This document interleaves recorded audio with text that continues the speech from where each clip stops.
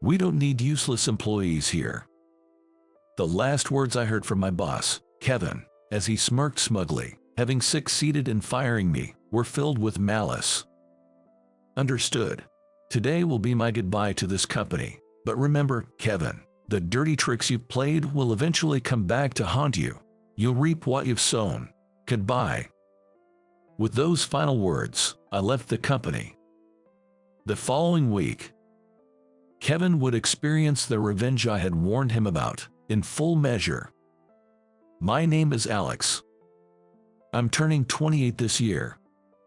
I was born as the eldest son in a very ordinary middle-class family in the suburbs of New York. As a kid, I loved bugs and spent a lot of time catching them in the neighborhood. I've always been laid back by nature, not really into competing or rushing things.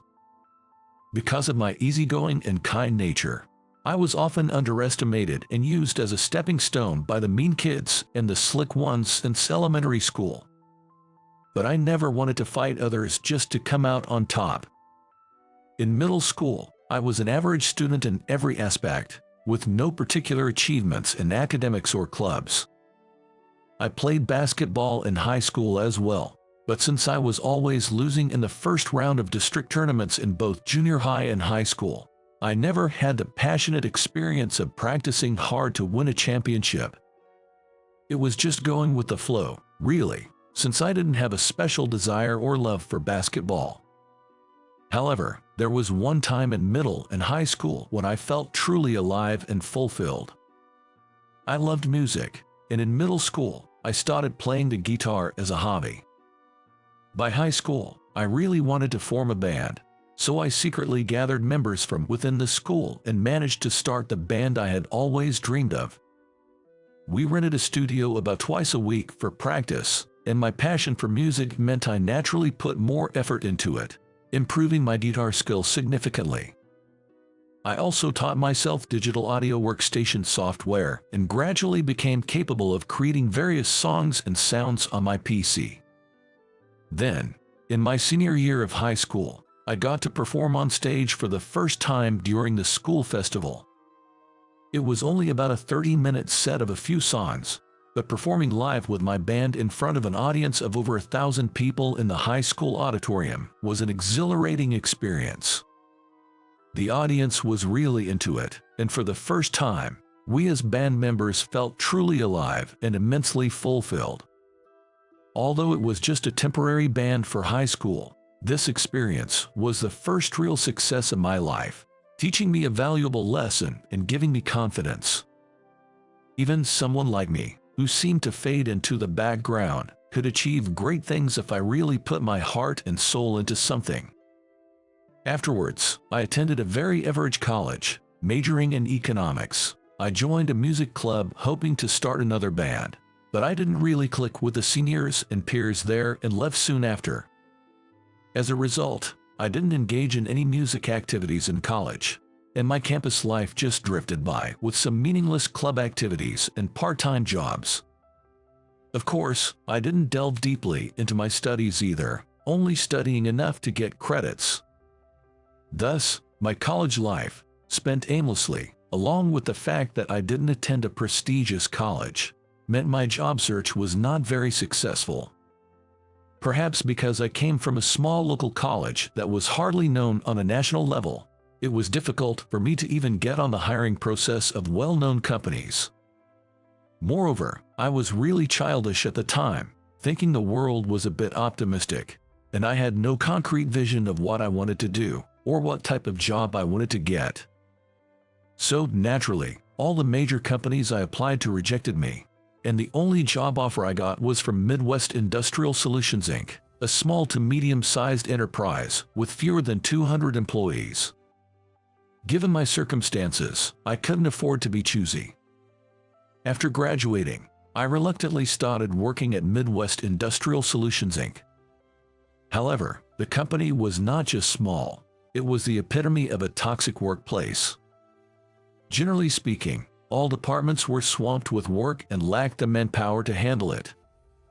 The company aimed to keep labor costs to a minimum, which meant a burden fell on each employee. The enormous amount of work, including late work and holiday work, became the norm in this classic toxic workplace. Not only was the company itself horrible, but to make matters worse, I was faced with an even more dire situation. Kevin, the general manager of the operations department, to which I was assigned and my direct boss, had the most horrible personality of all. Kevin's harsh treatment of his subordinates and his abusive language were unbearable. Even when the last train had gone and work was not finished, he would shout, "Stay overnight to finish it," or "Work through the night to get it done." Kevin showed no mercy, even to me when I was still new and not yet accustomed to the work. "Alex, you're especially useless among the newbies," or "Hurry up and finish this, you're so useless. We don't need trash employees like you here. Just quit already." I was bombarded with such abuse from Kevin from morning till night, leaving me physically and mentally exhausted. I can't go on like this. I'll really collapse if things continue this way. One day, reaching my mental limit and feeling a real sense of crisis, I seriously questioned myself for the first time in my life. Thinking back, I recognized that my lack of ambition during my college years, not studying hard, and just going through the motions and job hunting led me to this horrible company. Fueled by this regret, I pushed myself to the brink and pondered deeply. It was an incredibly difficult task, but for someone like me who had just gone with the flow all my life, it was an inevitable and essential self-examination that had to be done at some point. Should I continue this job? Will I just wear myself out and be crushed if I stay in this company? Should I quit? No, quitting now would feel like running away, and that leaves a bad taste in my mouth. I feel like I need to persevere here before I can move on to the next thing. But at this rate, I'll just collapse. So, what do I do? After much agony and thought, I came to a conclusion. We need to aggressively promote business efficiency that doesn't rely on manpower, or else people will break down. For that, we need to develop a business system that can be optimized to the utmost. And probably, no one else would do it. So, the next steps became clear. It had to be me. I had no choice but to frantically study programming and system design on my own. Strangely, once I had a goal and direction, my mind became as calm as a still pond.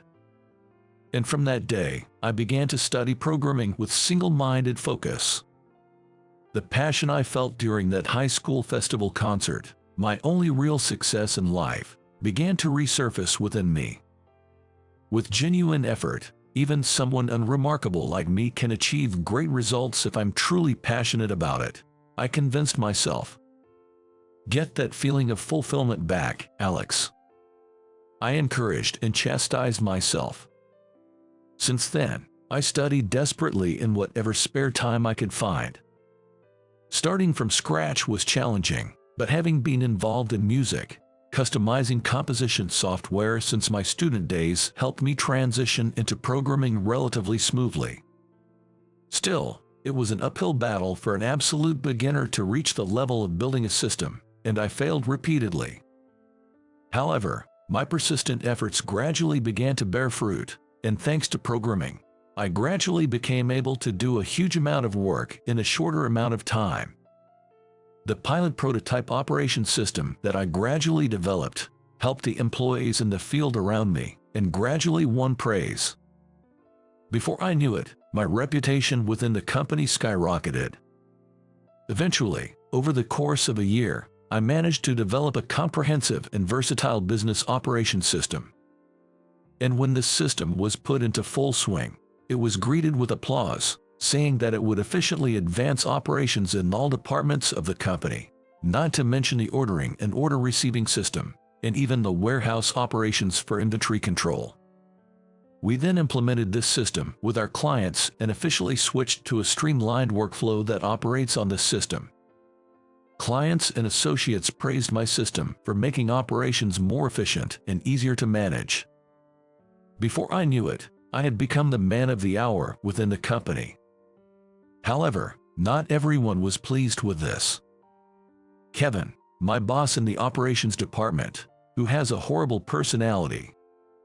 Kevin, who hardly knew programming or even basic computer operations and mostly stuck to phones and apps, despised my work. Instead of relying on computers, you should make action by yourself. Relying on PCs and neglecting to develop communication skills makes you a useless piece of trash. This was the mantra I was tired of hearing from Kevin every day. Yet, Kevin's imposing and biased philosophy had prevailed in the operations department. However, it was clear that this philosophy would crumble in the face of the business operation system I had developed. Kevin was in trouble if the system made the way he conducted business fully transparent, because he had reprimanded his subordinates based solely on his position and career as the head of the operations department. The clarity of the operations exposed his unnecessary severity towards his employees, sparking fear that he might be the one to get fired. Damn it, Alex's unnecessary meddling is jeopardizing my position. Fuming, Kevin schemed to undermine me in any way he could. And so, his despicable plan was set into motion. It unfolded as follows. Kevin ordered me to go on a business trip because a client would entertain me at a certain spa resort hotel. Upon arrival, there were no clients to be seen, but I was escorted by the staff of the luxury hotel to a first-class spa service and a top-notch full-course dinner. Clueless, but still, the spa service was pleasant and heavenly, and the drinks and food were delicious, so I stayed one night as I was entertained and I went back to my office. Upon my return, I was blindsided by accusations from Kevin and his cronies that I had spent company expenses on fake business trip to splurge. It was all a setup. I was merely framed by Kevin's scheme to bring me down. By the time I figured out I had been thoroughly tricked, it was already too late, and Kevin, leading the charge, had called an emergency board meeting under the guise of denouncing my alleged misconduct. The meeting proceeded in the state of a trial in absentia without me, who was supposed to be on the agenda. In the end, Kevin's argument that an employee who causes such damage to the company should be expelled was accepted, and I was dismissed. In other words, I was fired. Upon my return to the office, Kevin called me in and told me I was fired. We don't need useless employees around here. I felt nothing but pure malice in Kevin's final words to me, but I didn't retort about the dismissal and simply responded. Understood. If you want me to quit so badly, I'll quit. Today will be my goodbye to this company. But remember, Kevin, the dirty tricks you've played will eventually come back to haunt you. You'll reap what you've sown. Goodbye. Kevin responded with a smug, sarcastic laugh, but I had already turned on my heel, walking out of Midwest Industrial Solutions Inc., where I had worked for several years. A week after my departure from the company, police officers suddenly swarmed the company headquarters. The employees were buzzing with questions like, "Why are the police here?" and "Did a colleague commit a crime?" creating a stir throughout the office. When the police entered the operations department and began to seize the work PCs, Kevin arrived in a frenzy. "Hey, what do you want? Don't interfere with our work. Do you even have a warrant?" Kevin confronted the officers, but one of them calmly replied, "It's a matter of patent infringement. A complaint has been filed. The business operations system this company is using belongs to Alex, but it has been used this week without permission or contract, infringing on patent rights. Hence, we are here to seize it. Cease using this system immediately." Indeed, the Midwest Industrial Solutions Inc. business system I developed was patented under my name, and I held all licensing rights. Unaware of this, Kevin had maneuvered my dismissal, arrogantly assuming there would be no repercussions. It was merely a matter of paying the piper. In a panic, Kevin called me directly, attempting to clarify. "Hey, Alex, this wasn't part of the deal. Why do you still hold the rights to this business system?" I coldly replied to Kevin, who was ranting on the phone. "Why? Because I built the entire system. It's only natural. I had the president's permission from the time I developed it. Using the system without my consent is illegal. Hearing this, Kevin finally seemed to grasp his disadvantage, yet continued to spout selfish and unreasonable demands. Fine, but you've left the company. This business system has nothing to do with you now. Hand over the rights to us immediately. I answered, exasperated. No, why should I hand over the rights to a system I painstakingly created? Over my dead body. Kevin, you said it yourself, didn't you? We don't need useless employees. Then, you surely don't need a system created by such an employee, right? Hearing this and still trying to cling on in a pitiful manner on the phone, I cut Kevin off with a final ultimatum. Kevin, you must reap what you sow, or you'll prove to be the most useless of all. Struggle all you like. Ignoring Kevin's further outbursts, I hung up. After being cut off, Kevin turned pale and collapsed to his knees. Eventually, Midwest Industrial Solutions Inc. had to formally compensate me for the patent infringement, but they never agreed to a license to use the system thereafter. The president and other directors were open to negotiating a licensing agreement for my system, but a majority faction led by Kevin, stubborn to the end, opposed using anything I developed. The inner workings of the company were so corrupt that Kevin became the head of the majority faction of the company. As for me, I went on to productize the versatile business system and founded my own company to manage its sales. Starting from scratch, the system quickly gained a positive reputation among client companies, attracting new customers one after another. Before long, my business took off. Furthermore, upon hearing that I had started my own company, employees from my previous company, Midwest Industrial Solutions Inc., began flocking to my company, expressing their desire to work with me and applying for jobs in droves. While the upper management at my previous company was corrupt, many of the people I worked with on the ground were earnest and capable. They were just exhausted and demotivated from being thoroughly exploited by the toxic workplace. I welcomed as many of my former colleagues as possible into my new company, turning them into my new team members. Thanks to them, my startup continued to grow rapidly, expanding into new ventures along the way. Meanwhile, after my departure, Midwest Industrial Solutions Inc. began losing its competent employees, causing operations across various departments to falter. To fill the gaps, they tried to keep things running by bringing in outsourced workers from staffing agencies, but it was originally a horrible company. The outsourced temporary staff also disliked the work environment, and they couldn't retain any personnel, leading to a rapid deterioration in performance. Eventually, losing major clients led to a dire situation, culminating in bankruptcy due to massive debts. Several former employees, now in a bind, came to my company seeking re-employment. I interviewed each person carefully, picked up as many as I could, and hired them as our employees. Among them, I frequently heard rumors about Kevin's current situation. Apparently, Kevin was desperately seeking re-employment, but his past mistreatment of others, including myself, had come back to haunt him, leaving him struggling to find a job. Well, it's probably what you'd call karma. The retribution for looking down on people, oppressing them, and exploiting them like slaves inevitably comes back to the perpetrator. Given Kevin's cunning nature, he might one day show up at my company with an innocent face, asking to be hired. Of course, I intend to turn him away at that time. But then again, even a villain like Kevin has his pride. I wonder if he'd rather turn to fraud than stoop so low as to ask me, whom he despises, for a job.